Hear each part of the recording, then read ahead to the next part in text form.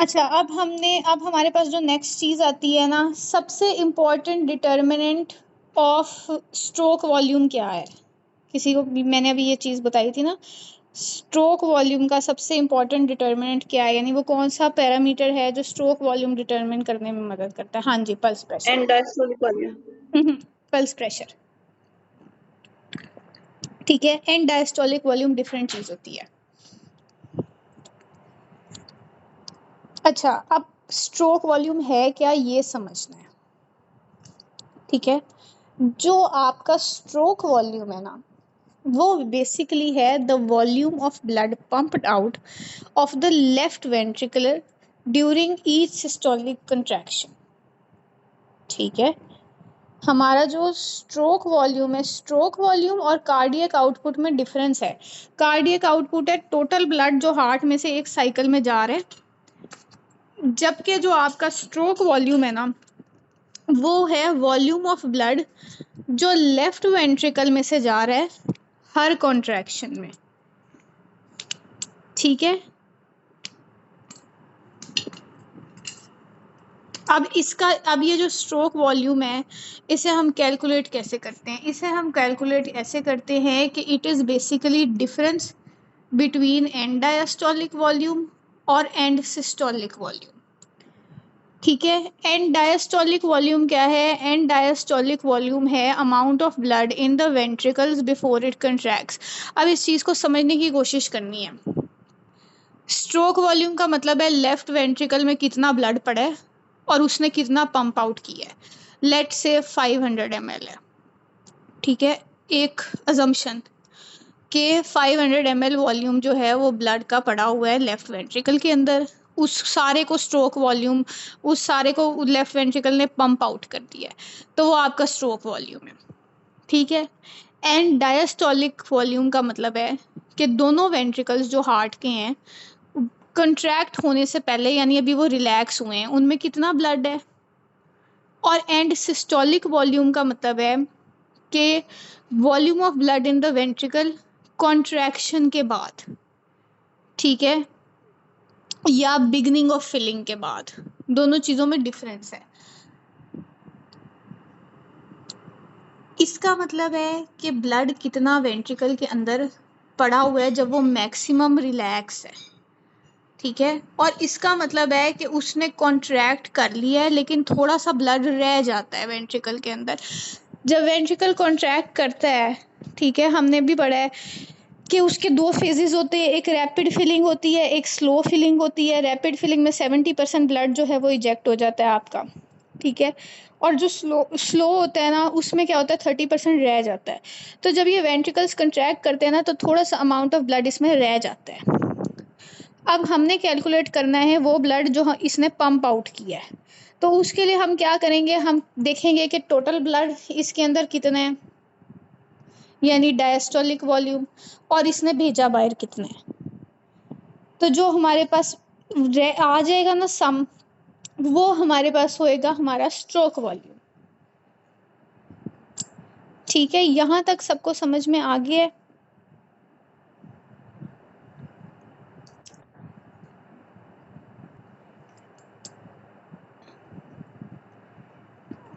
ठीक है, ये बेसिकली आपका स्ट्रोक वॉल्यूम है। अब पल्स प्रेशर इसका सबसे इम्पॉर्टेंट डिटर्मिनेंट क्यों है? पल्स प्रेशर इसका सबसे इम्पॉर्टेंट डिटर्मिनेंट इसलिए है कि वॉल्यूम ऑफ ब्लड का मतलब है कितनी अमाउंट ब्लड की है अंदर, लेकिन प्रेशर का मतलब ये है कि ये कितने ज़ोर लगा के पंप कर रहा है। अगर प्रेशर ज़्यादा होगा तो ज़्यादा ब्लड पंप होगा, ठीक है। अगर प्रेशर कम होगा तो कम ब्लड पंप होगा। इसलिए pressure is more important than volume, क्योंकि वॉल्यूम विल स्टे कांस्टेंट। ऐसा तो है नहीं कि हमारी बॉडी में अगर 500 या 1500 ml ब्लड है तो हम थोड़ा सा कुछ एक्सरसाइज कर लेंगे तो फिर बॉडी में ब्लड एकदम से बढ़ जाएगा और 2000 हो जाएगा, नहीं। तो volume is going to remain constant, pressure will change. तो प्रेशर एथलीट्स में जो होता है ना, वो स्ट्रोक वॉल्यूम ज़्यादा होता है, इंक्रीज एट रेस्ट होता है। क्यों? क्योंकि their heart is normally used to it, ठीक है। ये एमसीक्यू भी आता है, एथलीट्स का भी एमसीक्यू आता है कि उनमें कार्डियक आउटपुट ज़्यादा क्यों होता है, क्योंकि स्ट्रोक वॉल्यूम भी ज़्यादा होता है, हार्ट रेट भी ज़्यादा होता है। तो बेसिकली उसका रीज़न यही है कि जब आपका प्रेशर ज़्यादा होगा ना, किसी भी केस में, कोई एक्सरसाइज कर रहा है या कोई यूज टू एक्सरसाइज है या कुछ भी, तो उसका स्ट्रोक वॉल्यूम भी ज़्यादा होगा। ठीक है, this is called stroke volume, और ये इसके एंड डायस्टोलिक और सिस्टोलिक वॉल्यूम्स हैं। अब उसके बाद आपके पास नेक्स्ट जो चीज़ आती है वो आपके पास आती है cardiac output.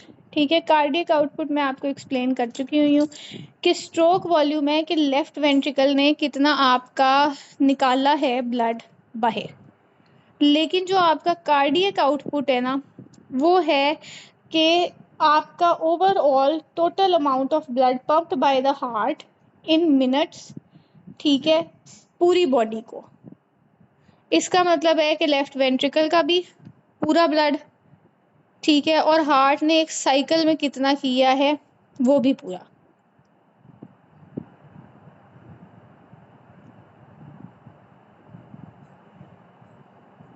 Heart rate increase होता है एथलीट्स का ना, रेस्ट पे भी हार्ट रेट इंक्रीज होता है।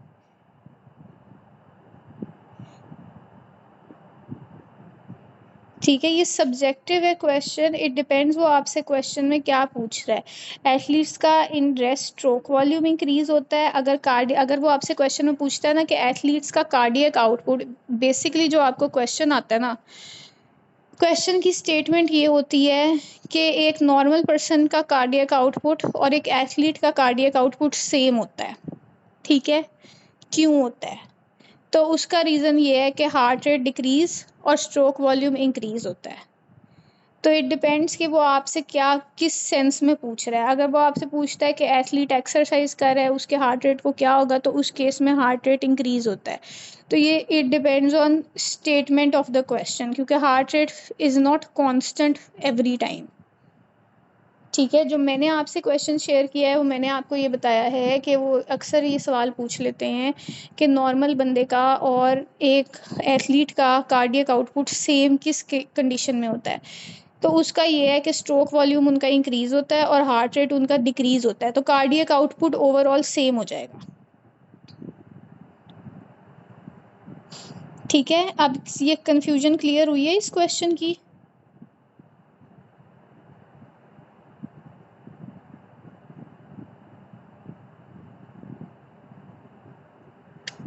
ठीक है, अब हमने कार्डियक आउटपुट भी कर लिया है।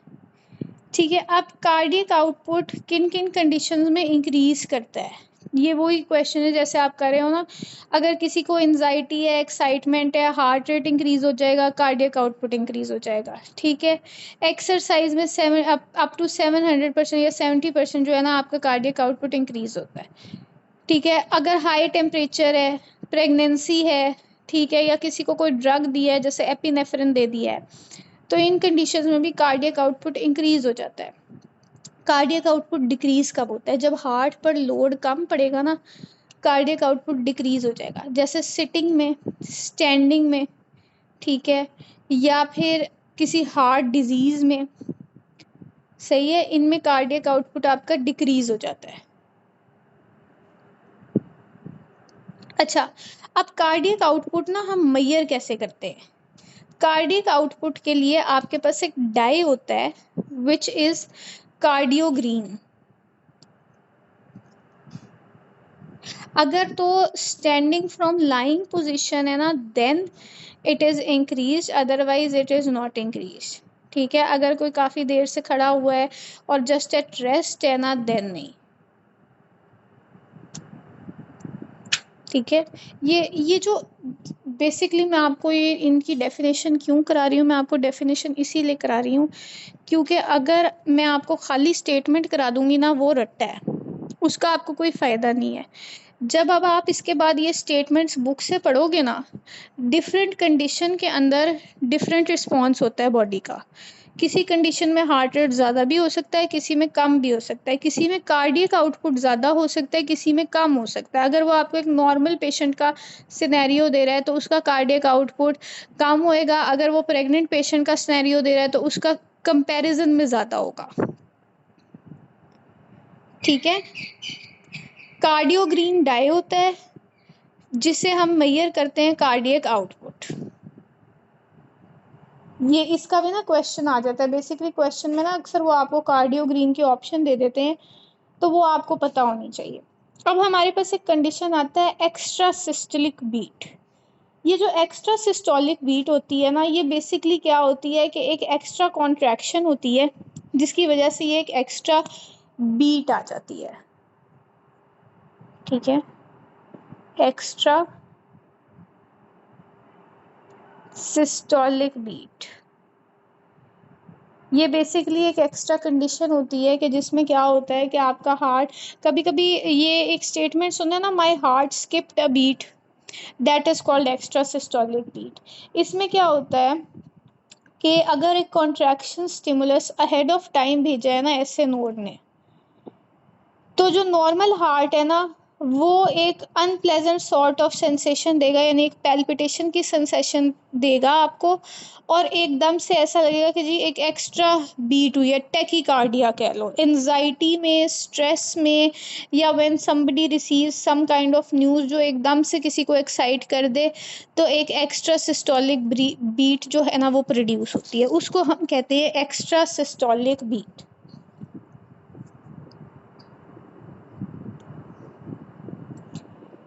ठीक है, अब नेक्स्ट हमारे पास जो चीज़ आ जाती है ना वो हमारे पास आती है प्री लोड और आफ्टर लोड।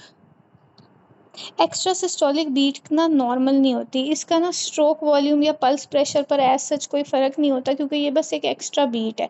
इट डिपेंड्स कि अब ये किस प्रेशर से हो रही है। अगर डबल ए में ये क्वेश्चन था कि क्या कहते हैं, एक्स्ट्रा सिस्टोलिक बीट का स्ट्रोक वॉल्यूम और पल्स प्रेशर पर क्या इफेक्ट है।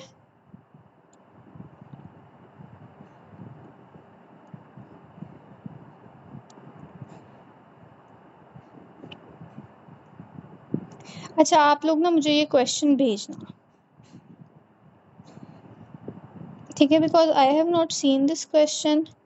आई would also really like to see कि ये कौन सा क्वेश्चन है, लेकिन सिस्टोलिक बीट जो है ना पल्स प्रेशर को डिक्रीज करती है। एक्स्ट्रा सिस्टोलिक बीट अगर तो इस तरह है ना कि किसी पैथोलॉजी की वजह से है, ठीक है, एक एक्स्ट्रा प्रेशर हो रहा है, तो फिर ये होगा कि ये आपका सिस्टली का प्रेशर इंक्रीज हो रहा है, क्योंकि एक्स्ट्रा सिस्टली करने के लिए हार्ट को कॉन्ट्रैक्ट करना पड़ रहा है, प्रेशर देना पड़ रहा है, तो एक प्रेशर इंक्रीज हो रहा है और दूसरा प्रेशर नॉर्मल है, तो इस वजह से पल्स प्रेशर आपका इंक्रीज हो जाएगा। ठीक है, इस वजह से वो इंक्रीज करती है।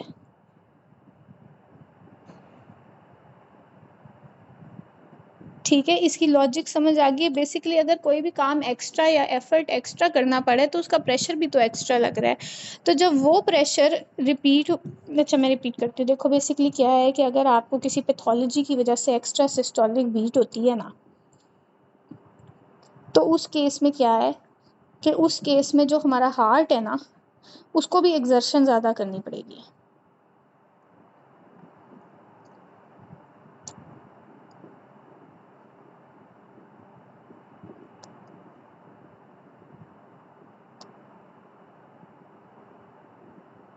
अच्छा, एक्स्ट्रा सिस्टोलिक बीट जो है ना it will produce decrease pulse pressure, ठीक है, because stroke volume is decrease. ठीक है, अब कोई मुझे ये बता सकता है कि बेसिकली हमने हमने पढ़ा है ना पल्स प्रेशर, पल्स प्रेशर क्या है।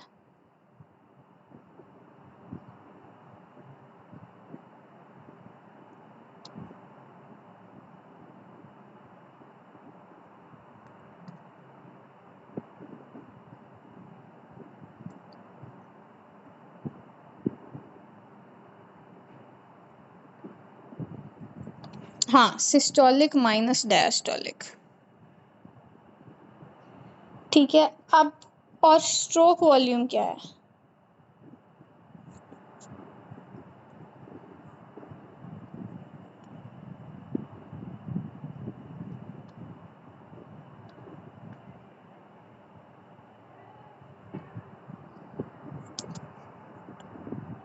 ये तो मैथमेटिकल डेफिनेशन होगी ना, ब्लड इजेक्ट पर बीट। ठीक है, अब बेसिकली इस चीज़ को थोड़ा सा ना आपने समझने की कोशिश करना है कि होता क्या है। होता ये है कि एक्स्ट्रा सिस्टोलिक बीट जो आपके पास आती है ना, उसको एक्स्ट्रा क्यों कहते हैं? उसको एक्स्ट्रा इसलिए कहते हैं कि एक प्री मेच्योर सिग्नल जाता है हमारे एसए नोड से, अभी हार्ट पूरा फिल नहीं हुआ। सपोज अगर ये आपका हार्ट है ना, ठीक है, ये चेम्बर्स हैं, अभी ये सिर्फ इतना फिल हुआ है, लेकिन एसए नोड ने ना जल्दी से एक स्टिमुलस दे दिया है कि एक कॉन्ट्रैक्शन रिलैक्सेशन करवा दो। सही है? तो उसकी वजह से क्या होता है कि जो मैंने बात की ना कि my heart skipped a beat, अभी बीट होनी नहीं थी, लेकिन एसए नोड ने ज़रा जल्दी करवा दी। उसका कोई भी स्टिमुलस हो सकता है, शॉक हो सकता है, स्ट्रेस हो सकता है, एंजाइटी हो सकता है, कुछ भी हो सकता है, पर उसने एक एक्स्ट्रा बीट करवा दी है। अब क्योंकि हार्ट पूरा फिल नहीं हुआ था, हार्ट में जगह रहती थी, उससे क्या हुआ कि जितना ब्लड हार्ट में था वो हाफ था, उसने वही बाहर पंप कर दिया है। ठीक है, तो ऑटोमेटिकली क्या होएगा, स्ट्रोक वॉल्यूम डिक्रीज हो जाएगा, क्योंकि stroke volume is the amount of blood which is pumped out by the left ventricle with one beat. ठीक है, अब वो बीट जल्दी आ गई है, तो जल्दी ब्लड पंप हुआ है, तो ब्लड का वॉल्यूम तो कम था, तो स्ट्रोक वॉल्यूम आपके पास डिक्रीज करेगा। दूसरी चीज़ हमने पढ़ी थी कि स्ट्रोक वॉल्यूम का सबसे इम्पॉर्टेंट जो डिटर्मिनेंट है वो है पल्स प्रेशर। जब स्ट्रोक वॉल्यूम डिक्रीज करेगा तो पल्स प्रेशर भी डिक्रीज करेगा। अब इस पल्स प्रेशर के डिक्रीज करने के पीछे लॉजिक क्या है? लॉजिक ये है कि अगर मेरे पास ज़्यादा चीज़ होगी तो मुझे ज़्यादा मेहनत करनी पड़ेगी उस चीज़ को बाहर निकालने के लिए। अगर मेरे पास कम चीज़ होगी तो मुझे कम मेहनत करनी पड़ेगी उसे बाहर निकालने के लिए। तो अगर हार्ट के पास कम ब्लड होगा तो उसको कम प्रेशर लगाना पड़ेगा। ठीक है, अगर हार्ट के पास ज़्यादा ब्लड होगा तो उसको ज़्यादा प्रेशर लगाना पड़ेगा। तो उन्होंने बेसिकली आपसे यही पूछा है कि एक्स्ट्रा सिस्टोलिक बीट क्या करेगी, तो उसका आंसर ये है कि डिक्रीज पल्स प्रेशर। क्यों? क्योंकि स्ट्रोक वॉल्यूम डिक्रीज है। तो जो हमने अभी पढ़ा है ना कि स्ट्रोक वॉल्यूम का सबसे इम्पॉर्टेंट डिटर्मिनेंट पल्स प्रेशर है, तो जब स्ट्रोक वॉल्यूम डिक्रीज होगा तो ऑटोमेटिकली पल्स प्रेशर भी डिक्रीज होगा। स्ट्रोक वॉल्यूम क्यों डिक्रीज होगा? क्योंकि अभी हार्ट फिल नहीं हुआ, प्री मेच्योर बीट आई है, प्री मेच्योर स्टिमुलस आया है एसए नोड को, एसए नोड ने जल्दी जल्दी कॉन्ट्रैक्शन करवा दी है। ये क्वेश्चन समझ आया है सबको?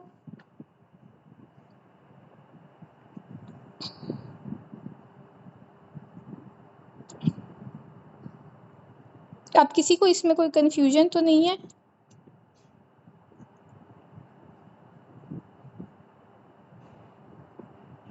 अच्छा, जो कह रहे हैं ना ड्यूरिंग और आफ्टर सिस्टोली आंसर डिफरेंट है, उसकी वजह ये है कि देखो systolic beat is premature, ठीक है, तो उसकी वजह से एक डिफरेंट इफेक्ट होगा। और डायस्टली आफ्टर सिस्टली का मतलब है कि डायस्टली, डायस्टली इज रिलैक्सेशन।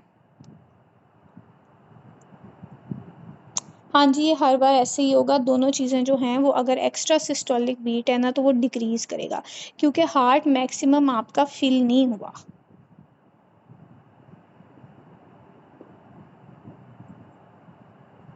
ठीक है, यहाँ तक सबको ये वाला कॉन्सेप्ट क्लियर है कि प्रीमेच्योर बीट क्या होती है, प्रीमेच्योर बीट की वजह से क्या क्या इफेक्ट्स होते हैं। अगर आप इसकी जब भी आपको इस तरह का कोई भी कंफ्यूजिंग सवाल आता है ना, जैसे मैंने आपको कराया ना, आपने इसकी डेफिनेशन याद करनी है, आपने ये सोचना है कि अच्छा अगर ये डेफिनेशन है तो क्या होगा।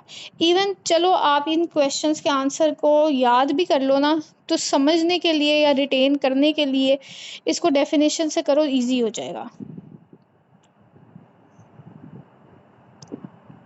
हाँ, ड्यूरिंग डिक्रीज करेगा, और उसके बाद जब हार्ट अपनी नॉर्मल कंडीशन में आएगा, जब वो पूरा दोबारा से फिल हो जाएगा, तो फिर वो इंक्रीज करेगा।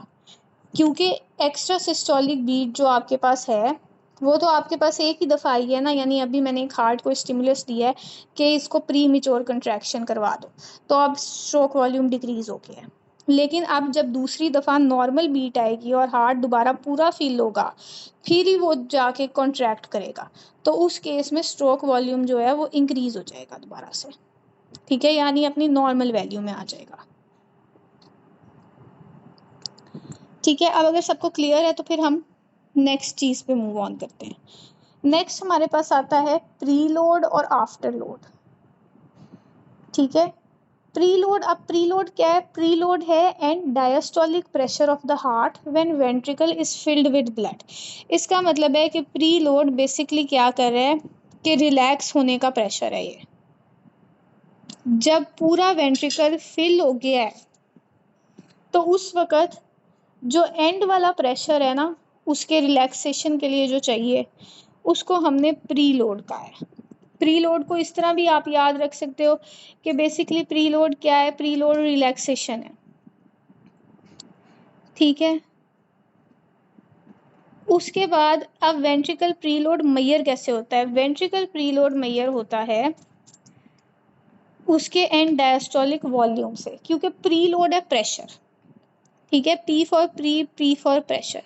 अब वो जो प्रेशर है ना, वो कैसे डिटरमिन होगा? वो अगेन वॉल्यूम ऑफ ब्लड से होगा। जितना वॉल्यूम ऑफ ब्लड हमारे वेंट्रिकल के अंदर होगा उतना ही उसको प्रेशर देगा वो रिलैक्स होने के लिए। तो आपका जो प्री लोड है वो एंड डायस्टोलिक वॉल्यूम से डिटरमिन होता है, ठीक है। या फिर कह लो ventricular end diastolic volume is best indicator for preload, ठीक है। ये चीज़ याद रखनी है।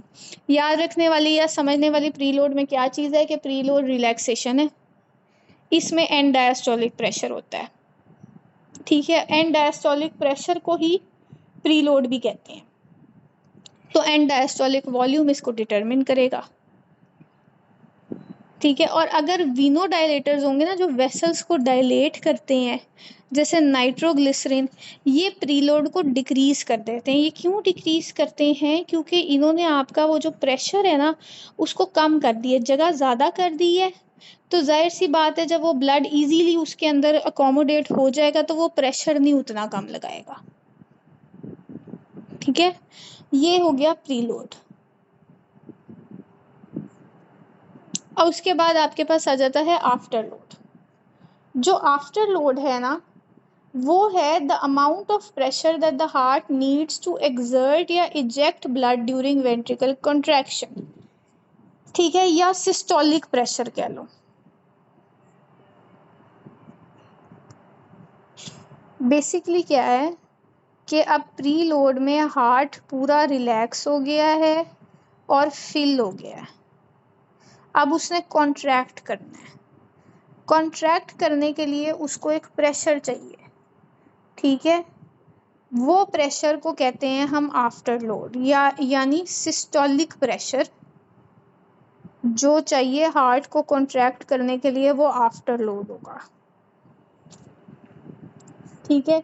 इसके ये निमोनिक्स भी फेमस है, स्ट्रेच और स्क्वीज। प्री लोड स्ट्रेच है और आफ्टर लोड जो है ना वो स्क्वीज है, ठीक है। अब जो वेजो डायलेटर्स होते हैं ना, वीनो और वेजो में फ़र्क देखना है, ठीक है।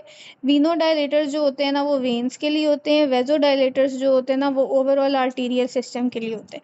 जो वेजो डायलेटर्स होते हैं ना वो डिक्रीज करते हैं आफ्टर लोड को, ठीक है। Vasodilators will decrease afterload. उसकी वजह ये है कि अगर वेसल्स स्ट्रेच हो गई हैं, ठीक है, यानी आर्टरीज अब आपकी खुली हो गई हैं, तो मैम फिर रिपीट इतना कर दे वेजो डायलेटर वीनो डायलेटर। हाँ जी, वेजो और वीनो डायलेटर का आपने क्या बताया? मैंने बताया कि वेजो और वीनो डायलेटर ना डिफरेंट होते हैं। वीनो डायलेटर्स जो होते हैं ना वो आपके वेनस सिस्टम पर एक्ट करते हैं, ठीक है। जो वेजो डायलेटर्स होते हैं ना वो आपके वेस्कुलर सिस्टम यानी आर्टीरियल सिस्टम पर एक्ट करते हैं। अब जब हार्ट ने कॉन्ट्रैक्ट करना है, वेंट्रिकल्स ने कॉन्ट्रैक्ट करना है, तो उसने ब्लड आर्टरीज में भेजना है, मेनली एओर्टा में भेजना है। अगर हमने वेजो डायलेटर दिया है ना पेशेंट को तो उसकी आर्टरीज खुली हो जाएंगी, ठीक है। अब आप इमेजिन करो कि ये एक नैरो आर्टरी थी, इसमें मैंने एक एक सेल को भेजना है और तेज़ी से पंप करना है, मुझे ज़ोर ज़्यादा लगाना पड़ेगा। अगर मेरी आर्टरी खुली हो गई है, एट अ टाइम 2 3 4 सेल जा रहे हैं, तो मुझे इतना ज़ोर ही नहीं लगाना पड़ेगा। तो क्या होगा कि प्रेशर डिक्रीज़ होगा तो आफ्टर लोड भी डिक्रीज़ होगा। मैम इसको टोटल पेरिफेरल रेजिस्टेंस भी कह सकते हैं? नहीं, टोटल पेरिफेरल रेजिस्टेंस जो होती है ना, टोटल पेरिफेरल रेजिस्टेंस होती है वो रेजिस्टेंस जो हमारी आर्टरीज शो करती हैं जब हम ब्लड पंप करा रहे होते हैं। आप ये कह सकते हो कि वेज़ोडाइलेटर्स टीपीआर को भी डिक्रीज करते हैं, ठीक है, क्योंकि आर्टरीज रेजिस्ट नहीं कर रही। लेकिन आफ्टर लोड हार्ट का प्रेशर है, ठीक है, वो है सिस्टोलिक प्रेशर जो हार्ट एक्सर्ट करता है ब्लड को पंप आउट करने के लिए, और रेजिस्टेंस वो फोर्स है जो इसको अपोज करती है, उसको हम रेजिस्टेंस कहते हैं। ठीक है, यहाँ तक सबको क्लियर हो गई है? जो हम बेसिक, लेकिन डायरेक्टली प्रोपोर्शनल हो गए ना, जैसे रेजिस्टेंस भी कम हुई तो प्रेशर भी कम लगाना पड़ेगा, आफ्टर लोड कम होगा। ये डायरेक्टली प्रोपोर्शनल हो गए, लेकिन इनकी डेफिनेशन सेम नहीं है, तो आप इनको सेम चीज़ नहीं कह सकते। आप ये कह सकते हो कि जो वेज़ोडाइलेटर है उसने आफ्टर लोड भी डिक्रीज कर दिया, उसने टीपीआर भी डिक्रीज कर दिया, लेकिन वो सेम चीज़ नहीं हुई। उसने बस बेसिकली वेसल्स पे एक्ट करके रेजिस्टेंस को डिक्रीज किया, तो इसका मतलब है आफ्टर लोड को भी डिक्रीज किया। अगर टीपीआर कम होगा तो हार्ट को प्रेशर कम एक्सर्ट करना पड़ेगा। ठीक है, दोनों दोनों का डिफरेंस है, बेसिकली दोनों की डेफिनेशंस का डिफरेंस है। एक हार्ट से रिलेटेड है और एक ब्लड वेसल से रिलेटेड है।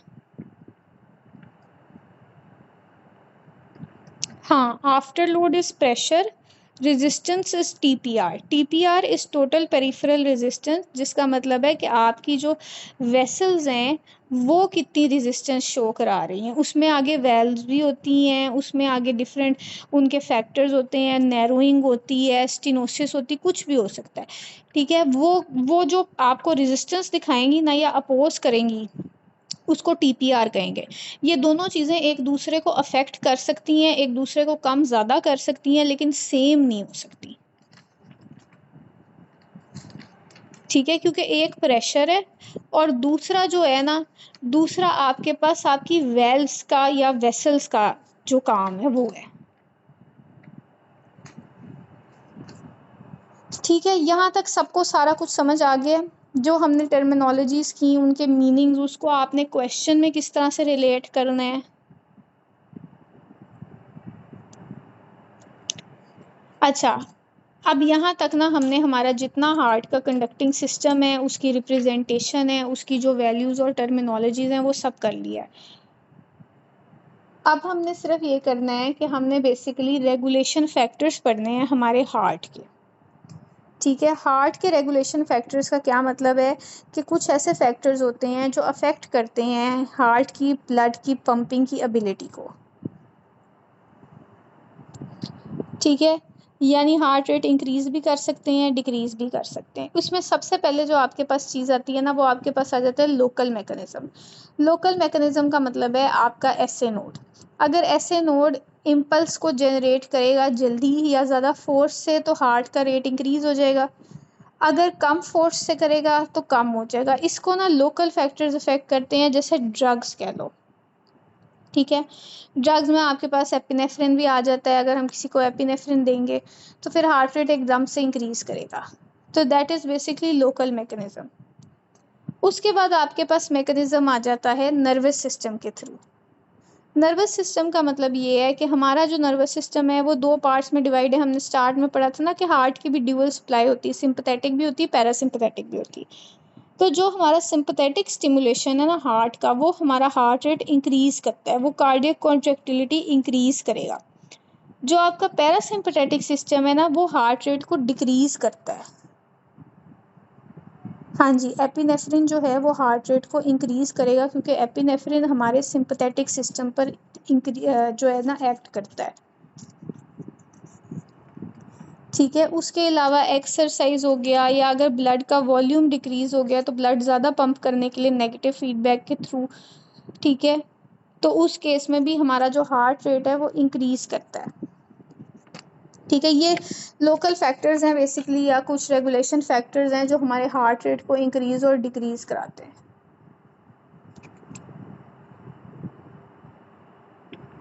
यहाँ तक हमने जो हमारा फिजियोलॉजी पोर्शन है ना वो कर लिया है। अब हम 10 मिनट्स की ब्रेक लेते हैं, उसके बाद हम ना दोबारा से स्टार्ट करते हैं पैथोलॉजी से। ठीक है, क्योंकि ये मीटिंग एंड होने वाली है। ठीक है, यहाँ तक फिजियोलॉजी सबको समझ आ गई है। फिजियोलॉजी आप लोगों का आज टेक होम असाइनमेंट यही है, डबल ए से या कहीं से भी जितने फिजियो के एमसीक्यूज आप आज कर सकते हो ना, जिनमें ये टर्मिनोलॉजीज यूज़ होती हैं, उतने करके आपने इसकी प्रैक्टिस करनी है।